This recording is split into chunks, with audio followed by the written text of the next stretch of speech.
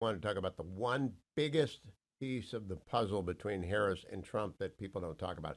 Trump had a very good record on Israel, supported the annexation of the Golan Heights, supported moving our embassy to Jerusalem, secured the Abraham Accords, supported Israel.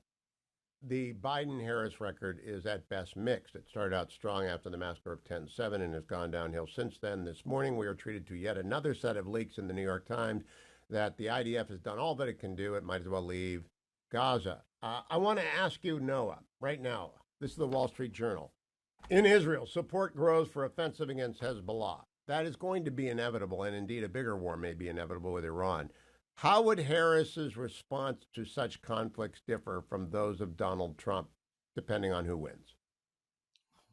Well, if that were to erupt, a ground offensive into southern Lebanon, it would the Harris administration, imagining that if that were to if it they could delay that into the next presidency, the Harris administration would not be focused on the tens of thousands of Israelis who have had to evacuate their homes in northern Israel after 10/7 and has never returned.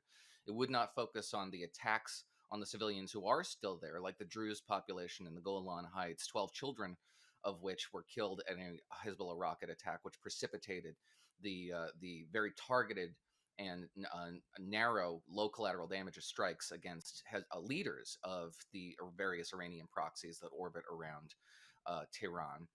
It would focus not on the reason why the war exists in the first place. It would focus on the prosecutor of a defensive response to that war and be very, frustrated over the degree to which the zeal that Israel is displaying in the defense of its sovereignty and the lives of its own citizens.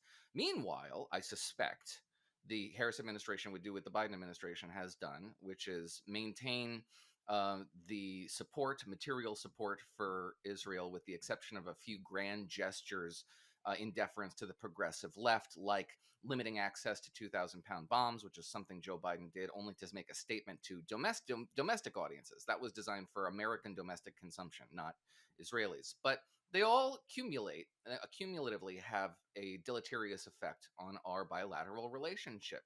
And they convince Israel to sever ties too. It looks ahead to the future and says, well, maybe we can't rely on the United States in perpetuity and we have to develop our own domestic arms industry. Even though that is not an economically viable prospect for Israel today, it is one that they have to engage in later on. And uh, the international environment is a zero sum game. What we lose, another player gains. There's no guarantee that there's an Israeli future in which it could sidle up alongside Moscow. Israel has historic ties to Moscow to certain degrees. And we could sacrifice some of our influence in the region by trying to play these games, which are so solipsistic and have very little to do with the conditions on the ground in Israel or the Levant broadly. It is all about this fantasy that the left has erected, in which Israel is this genocidal monster state with no concern for human rights and does whatever it wants to do and needs to be cut off by the United States as a moral imperative. That's what they believe, and that belief is impervious to contradictory evidence. It exists Okay, on and its I own. I point out to suspect people, Harris subscribes to it. Kamala Harris is very much a product of the Bay Area. And the Bay Area, San Francisco, Oakland, Silicon Valley, is very anti Israel. And there just is no getting around that. So, no, a straight up question. The Philadelphia suburbs, which are heavily pro Israel, largely because they're Jewish, but there are a lot of non Jewish supporters of Israel like you and me.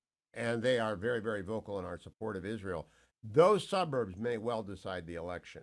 Do you think they can actually believe there is not a significant difference for Israel in this election?